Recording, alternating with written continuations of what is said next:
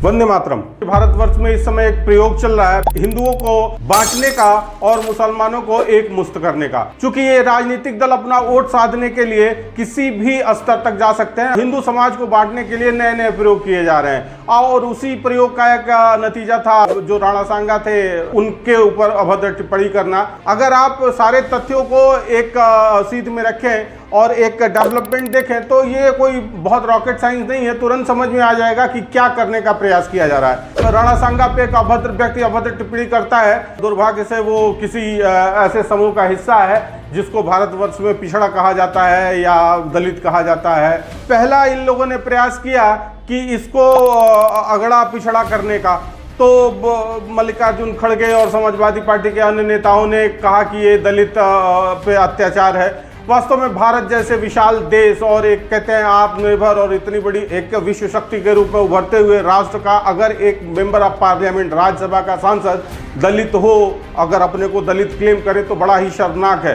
क्योंकि अगर दलित शब्द का शाब्दिक अर्थ देखा जाए तो उसका अर्थ होता है पीड़ित, प्रताड़ित या कुचला हुआ। एक पार्लियामेंटेरियन के लिए इस प्रकार के शब्दों का प्रयोग करना एक प्रकार से हम कहें तो राष्ट्र का अपमान है। तो पहला उन लोगों ने ये प्रयास किया, लेकिन इसका कुछ बहुत विशेष परिणाम निकला नहीं।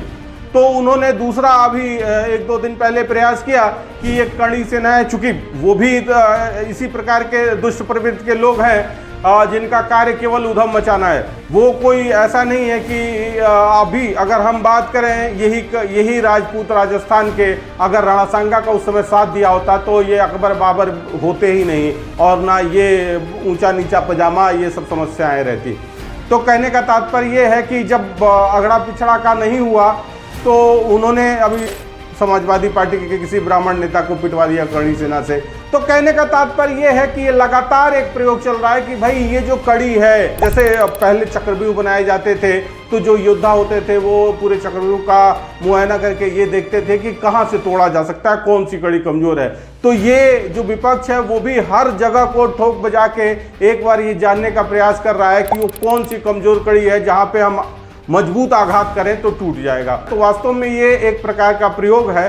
तो जो समझदार व्यक्ति ये कड़ी सेना या राजपूत और क्षत्रिय महासभा के नाम पे जो संघर्ष कर रहे हैं और फालतू के कार्य कर रहे हैं, अवैधानिक कार्यों में संलिप्त हैं, कुछ इस प्रकार का धरना प्रदर्शन, देखिए सरकार आपकी है और हर बात सुनी जा रही है और सुनी जाएगी। तो इस प्रकार का कोई आंदोलन या अभियान चलाने की आवश्यकता नहीं है। आप शांतिपूर्ण ढंग से भी अपनी बात रख सकते हैं, नहीं तो ये विपक्षी आपको आपस में बांटने का कोई मौका चूकेंगे नहीं। इस बात को ध्यान में रखिएगा। आप भी एक बार इस पर चिंतन करें। धन्यवाद।